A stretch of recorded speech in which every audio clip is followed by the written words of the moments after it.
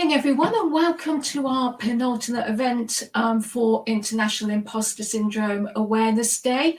And I'm delighted to be with Dianna Morikawa, and she is the North American Sales Executive at Sensegura. She's a veteran of the computer and network security industry. She's dedicated to helping businesses reduce risks and consequences of a cybersecurity breach. And after 2 decades working with leading IT and network security providers, she now applies her experience and insights to help small and mid-sized businesses take a holistic approach to reducing their cybersecurity risk. Welcome, Dianna. It's an absolute pleasure to have you on this session today. And I'm going to jump straight in to the questions that we've got. So, how do you think that imposter syndrome has impacted on your career? And perhaps just tell us a little bit about your background and any instances where imposter syndrome has affected you. Sure, definitely. Thank you for having me today, Lisa. I really appreciate the opportunity to speak on this topic. I think I felt like the peak of the imposter syndrome when I had left the biotech industry and came to the high-tech industry. As you can imagine, going from one industry where you have to get a piece of paper saying that you're qualified and you've gone through the courses, to be proficient to do a specific job and career path, and going into cybersecurity where it's not the same. And I felt that imposter syndrome at that point pretty loudly because I felt like I didn't belong. I did not earn the place at the table. I didn't have a piece of paper saying that I'm qualified to even be in that field. So I really felt that from the very beginning when I came in. I think we can all relate to that, of not feeling that we've got that place on the table and not feeling like we're good enough to be able to contribute. So just moving on from that a bit, have you experienced not being treated equally in the workplace or fairly in the workplace? And if so, how? Yeah, most definitely. I think one of the things that I've learned is the fact that, and I've been told this many times in many industries, in biotech as well as high tech, and many different bosses. It's like, well, I'm not going to reward you more because of my set expectations of you is higher than everyone else's. So I've always thought that was really unfair. And I felt like, wait, so I'm doing way more, I'm contributing more, I'm providing more, I'm doing more work, but because you have a lower expectation from my counterpart, that it basically we're considered equals just because of your assigned expectations of me that happens to be higher. So that's always been something that I've seen time and time again, which I felt like was extremely unfair because in a way you're setting expectations that reaches a point of not being obtainable. So you're being set up for failure. And it kind of goes back in that vicious cycle where it's like, well, maybe I don't deserve to be here because of the high bar that you keep setting and you keep upping and upping and upping. And this is something that happens a lot in terms of individual contributor roles and with goals and quotas and things like that, because you feel like they keep upping it to find your failure point. And you reach a point where you feel like maybe it's not for me. But then when you look around and you realize that your goals are very different, vastly different than your teammates, and you realize that you are being treated unfairly. Definitely, and I've certainly had some experience of that as well. Do you think that imposter syndrome then is a direct result of not being treated fairly in the workplace?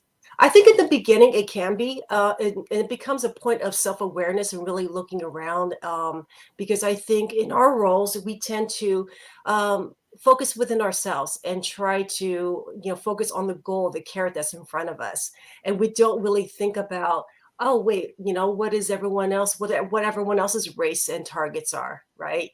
And so you reach a point where it's like you look around and it's like, wait, why is my racetrack different from everyone else's?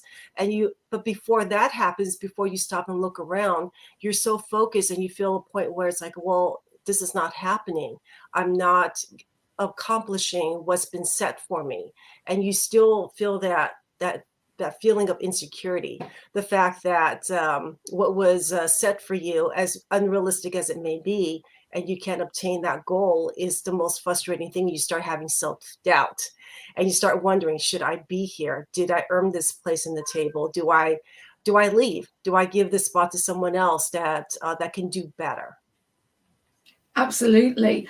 And how do you think that we can help others to understand that their value to society is not determined by their career or job?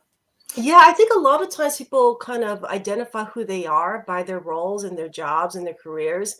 And, I've been in industries with doctors where people assume that they deserve this higher point in society, but they could have like the worst bedside manner, so to speak, and they're really not doing it for the goodness of well-being for others, but it's more for prestige or power, whatever it may be.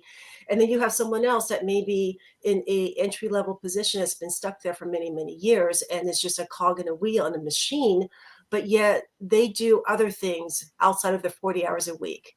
They could be volunteering at animal shelters or spending time at nursing homes, but really making a difference in terms of what feeds their soul. And I feel that a lot of people should not identify themselves based on what they do for money to survive. It's mostly about their passions in their world and other things that they could contribute to as well. Absolutely. And coming on to something that, as you know, is a subject and a topic that is very close to my heart. Something that I've experienced a lot as a woman in the cybersecurity industry. Do you think that being bullied and abused in the workplace contributes to feelings of imposter syndrome? And how big a problem do you think that this is? It is a major problem. I've been bullied. I've been bullied by superiors. I've been bullied by other women in this industry. It's always that competitiveness. It's always that that I've been told I don't know what to do with you. And so it's like it's my fault, right? So I've always been either left alone or targeted. So it's very rare for me to find a boss that actually understands my strengths, takes the time to see where I want to be, and really nurture that. And I'm really fortunate at this time in my life to find that special boss that I can be open with and talk about, what makes me happy and what my goals are in terms of not being stagnant in a position, or trying to do more things or have more responsibilities or change direction or whatever it may be, and listen to the frustrations that I may have. So I feel like you really need to have that advocate. And a lot of it is when you interview for a position, and I've done this before, where I try to not boil the ocean, so to speak, and not look at a company as a whole, but look at who I'm going to be reporting to. That's going to be your advocate. Unfortunately, in our space, is extremely dynamic and is a revolving door. So who hires me and who I report to is not guaranteed, 3 months, 6 months down the line. And the chemistry may not be there. And that's always a challenge, because we are in a very, very volatile, dynamic, industry. Let's be honest about that. And when people talk about all the layoffs in our tech industry, that's been going on. It's just never been as vocal. It's never been brought to light. But it is something that that you can't bank on. Unfortunately, you can't say, I'm going to go work and take this position with this person because I trust that person, or I have a good working relationship and dynamic with that person, and find out that that person's gone. And then you're left with someone that's extremely toxic. And that's happened to me before. And I've been told, after being cut from a position, that these were exact words, and this has happened like over 20 years ago. And this was said to the rest of the teammates that survived. It's like, the reason why she was cut and not you guys, even though she did all the deals and you guys didn't, is because she was there longer and was influenced by the predecessor that I did not like. So it was never my work. It was always politics or something else. So my advice is to, really work in a non-toxic environment, try to find that. So it's a huge balance trying to find a company that has an excellent culture, excellent products, and you can see yourself, being there for many, many years or even retiring. But, having that magic combination is just so important. I absolutely agree with that. And again, you know yourself, I've been in organizations that it started off great. The people I've worked with have been great. And it's taken just one other person to come Mhm. in that's so toxic and changes that dynamic within the team Yeah. immensely. And I've left positions because of that. I've gone to HR, I've spoken to them about my concerns and so on. And I'm just told it's not me. It's, I'm imagining it, or it's just, or they don't want to see it. It's just not there. So I've left organizations for that in the Yeah, past. or what I've Yeah. seen is like, we're not going to do anything because the person that's attacking you or bullying you has some sort of financial contribution to the company that's greater than yours, or Mm. some political positioning. So it's like, then why are you here? Yeah. HR, seriously, if you're not here to create a culture of teamwork where everyone is safe and can show up and have it a merit-based system, then you shouldn't be doing what you're doing. Absolutely. And just taking that a step further from my own experience, I've done a lot, and I do mean a lot of research into narcissistic personalities in all areas of life. And I can now spot them within a workplace situation a mile away. And I often get asked, how can you deal with if you've got a narcissist or a narcissistic personality that's within your team that's causing this amount of havoc? And I often get asked, what can you do about it? I'm afraid to say the only bit of advice I can give is get another job and leave, because they will not change, they Yeah. will not adapt, they will not take criticism well, they will not change their behavior or the way they are in any way, shape, or form. And so the only piece of advice that I can give is get out of that environment by way of finding another role, or moving on as soon as you possibly can. It's just not worth being in that kind of highly toxic environment, when that one person is just comes in and completely ruins it for everyone else.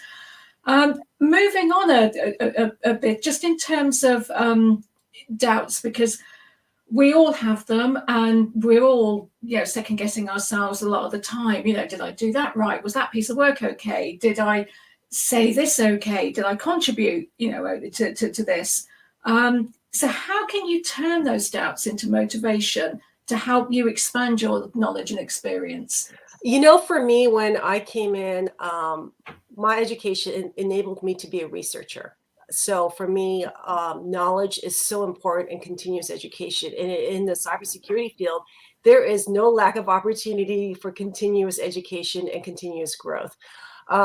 So for me, I started researching a lot and basically learning about cybersecurity as a whole, little niches, different categories, hardware, software, network, endpoints, everything, because um, you cannot be a security person if you only know one thing. Because, let's say, for example, your specialty may be anti-spam, but then the spam will be one component of the entry point to someone's network.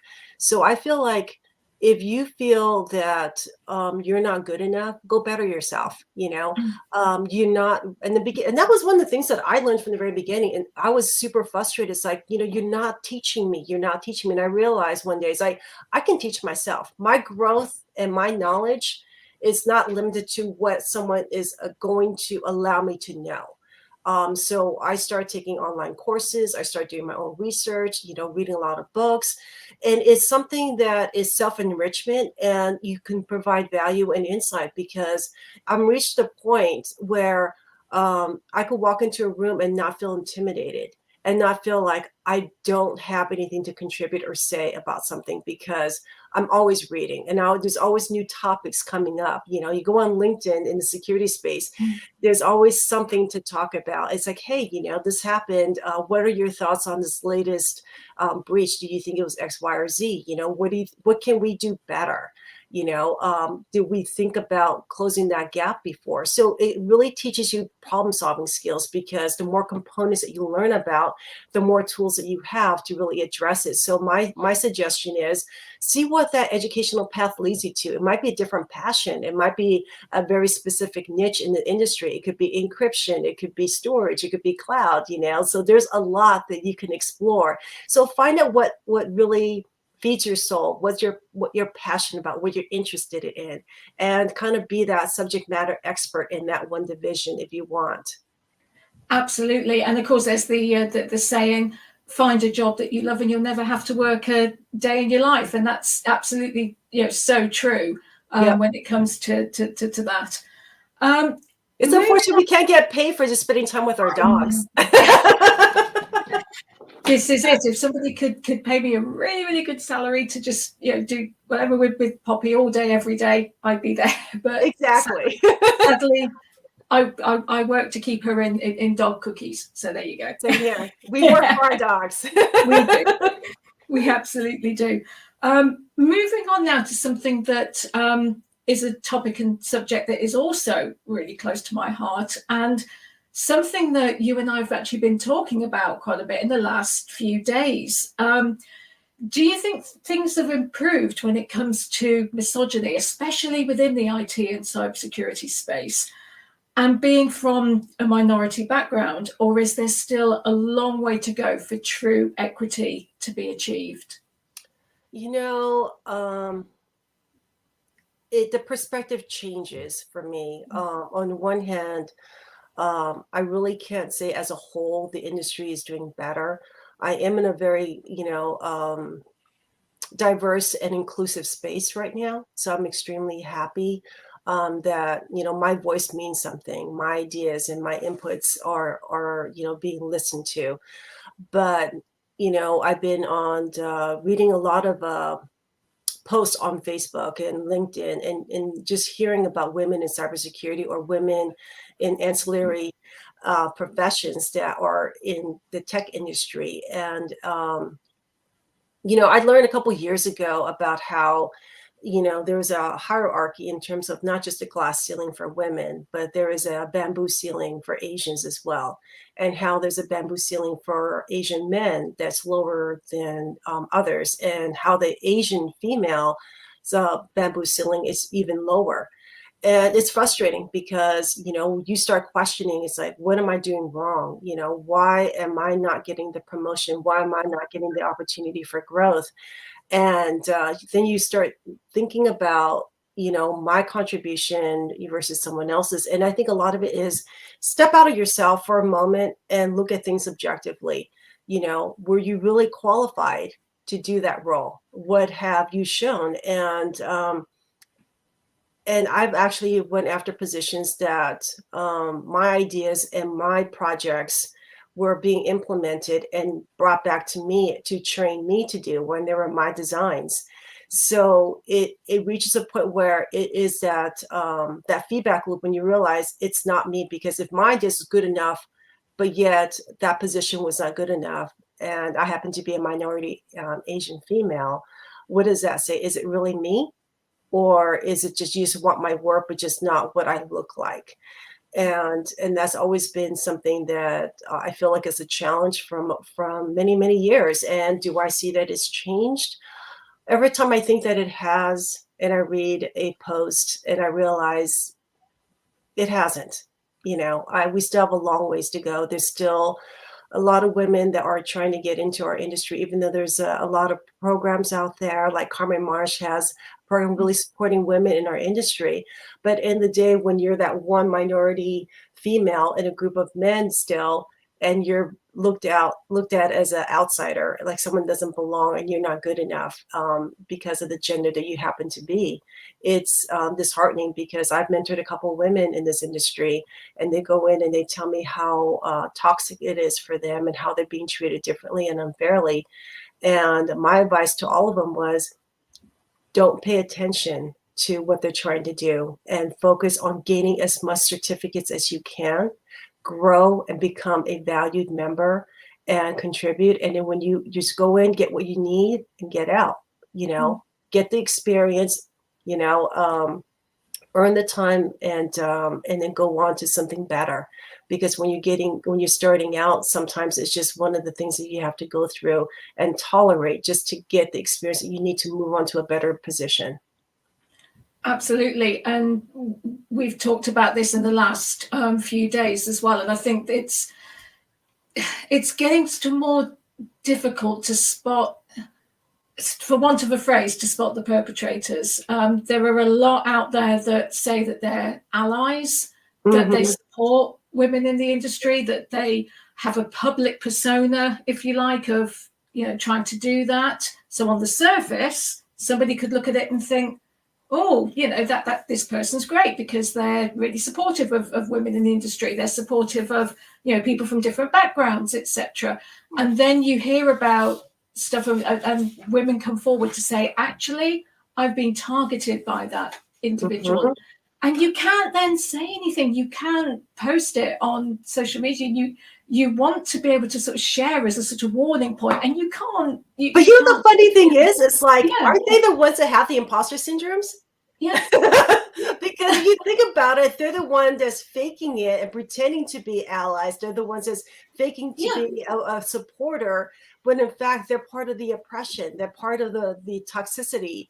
And so it's like they should be the ones feeling the imposter syndrome, not us, the ones that are doing our best, contributing and trying to make things better. And I feel like, especially in our industry, where I got in because altruistic reasons. I wanted to basically help, help companies with data, help with people in terms of not being victims and everything else. And I'm finding in our industry, there's a lot of people that's in it for the wrong reasons. And they're there for money, for power, or because they happen to be drinking buddies with, someone else, and they bring him in as a C-level. And it just creates a really toxic environment where it's the bro culture, or it's something that is not based on merit, and they're destroying companies, not just on the financial level, but also on the cultural level as well. Yeah. Absolutely. And earlier today, I was on a panel discussion with Dr. Juliet Lindell, who said during this discussion, and I absolutely, totally get this, she said, the irony, narcissists are the biggest imposters. They really, really are. But yet, I don't think they see it. I don't think they truly can look inside themselves enough to see it, or to address it, or to do anything, about their behavior in the workplace. And that's why, going back to what I said earlier, the only bit of advice I've got, if you're in the firing line with one of these individuals, is to get away as soon as you can. One of the things that I kind of remind myself when I have to deal with someone that's super toxic, the loudmouth in the group, right, is I just think, Dunning-Kruger, I don't know if everyone's familiar with the Dunning-Kruger effect, but the person that knows the least has the highest confidence about their knowledge, right? And the person that knows the most are the ones that are not saying anything. So they're perceived as ill-confident and unsure of themselves. And in our culture, especially in our industry, where it's like, no, you have to show that strength and, be self-assured and confident and everything else. Like, no, because whether you're in medicine or you're in cybersecurity, things change on a daily basis. What you think is fact is going to change, because data points are always going to be coming in. And when you are that self-assured about what you think that's when Dunning-Kruger comes into effect. Absolutely. And you're so right in terms of cybersecurity and IT and so on. a new threat will come out practically every second. You have to be that on top of what's going on. What are the key threats? What data breaches have happened? How did that breach occur? And so I'm really be absolutely on top of that all the time.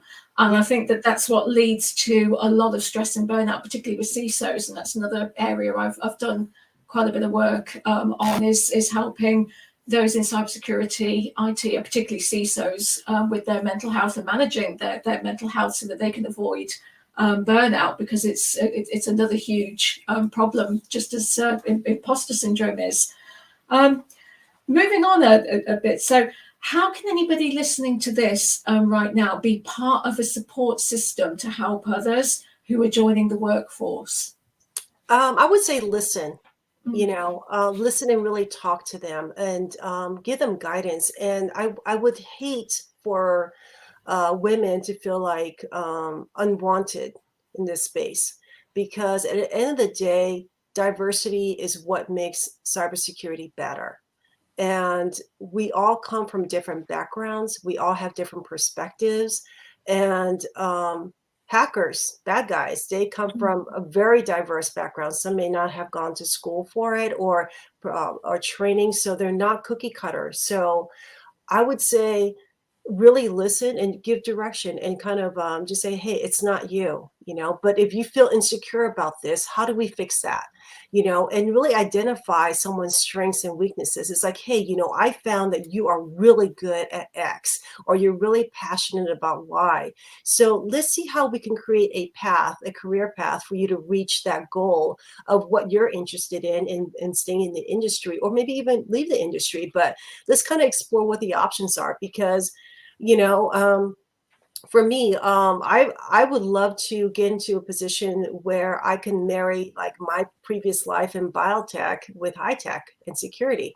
So now that there's a new FDA requirement for providing security on implants and devices, medical devices, I think it would be a great opportunity to explore that and have that as an extra vertical, an extra category for us to pursue. And just being on top of it, like you and I said, is being aware, but also knowing what you're interested in. For me, that's my interest. If I'm interested in it, I'm going to want to learn about it. If I'm going to want to learn about it, I'm going to be staying up at 2 o'clock in the morning, Googling and reading up documents and planning and everything else. But if your heart's not in it, you're not going to be investing the time, and you're not going to be interested. It's like giving a book to someone that on a topic that they're not interested in. That book is going to collect dust. But if they're interested in something, really nurture that and really give them a path to really be accepted and going towards that goal. Absolutely. I wonder if you could perhaps share a little bit about your own experience on imposter syndrome, and from your own perspective, and perhaps any specific incidences where it might have come into play a little bit for you. Yeah, I would say that when I first joined, and I was the only female in a group of 11 men. And I came in, I remember the first day where there was a whiteboard with all these major accounts. And keep in mind, I was a newbie, in this industry. And I looked at the board, and he's like, and my VP says, like, you see that list? I go, yeah. It's like, you can have any account that's not on the wall. And all the accounts were taken, like Dell, HP, IBM, all the names that everyone knows, right? And I'm sitting there, it's like, and keep in mind, I went in wanting to be a coder, because my educational background, I've coded for my professors, and my first entry into tech was I was a project manager. So I was coding for Hewlett Packard. And I sat there, it's like, well, I went in for an interview, and they said, you're going to be great as a business development person. And I'm like, I don't even know what that is, So I was pushed into a role based on personality, but yet everything was picked over, and I didn't know what I was doing. And I felt really, really lost. I felt extremely intimidated, because I need to find scraps in an industry that I was new at. So, I found some really great allies in the organization, and really helped to really train me. One of my really good friends, Sam Curry, actually was working with me at the time. He's like, pick a topic, any topic, and we'll go through it on whiteboard and explain it to you. So I learned about, PKI, I learned about firewalls, I learned about antivirus, I learned about all these different technologies because someone took the time to explain it to me because no one else wanted to learn it. And by setting that foundation, I was able to gain that confidence to feel like, well, maybe I do belong. And I was doing a lot of really great deals. And, I knew I got into the USB storage space before everyone else did, because I was following the Japan market because I knew that they were 5 years ahead of the US market. So just things that I was just uncovering in terms of little nuggets of information and guidance, I was able to really create a secondary market that was not the obvious, because like the top tier ones with all the major laptop companies were already taken. So I went after motherboards. I went after like white labels and everything else because it's still a big chunk of the industry that no one was pursuing. And I look back now and I look at all the other companies, antivirus companies and firewall companies, and they're going after those companies still, decades later. So it made me feel good knowing that I did something and I went after something that was a completely green market that no one ever thought about. That's absolutely fantastic. And it just goes to show how it can come into play and how you can manage it as well. And that's one of the key things that I always say is I don't think it's something that ever goes away, but I think you learn to manage it, to sort of quash it a bit more and sort of think to yourself in your mind, no, I do bring value and I can, do this and I do bring a lot to the table. So that's the thing I always say is it's always more about managing as opposed to it goes away completely, because for me that's something that's never happened. Yeah.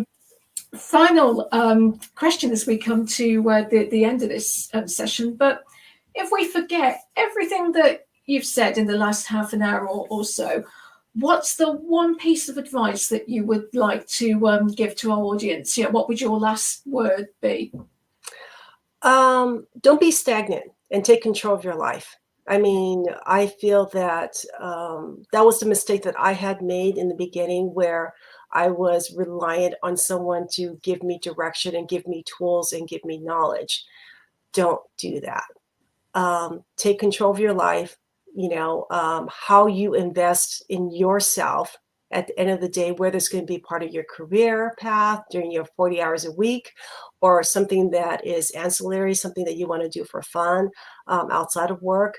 Invest in yourself, find that work-life balance. Or if you're super lucky, that work-life balance is the joy that you find during the day is your job. But if you find out what that is, go for it. Find mentors, find support people, find people in your network that can get you to the goals that you want to reach.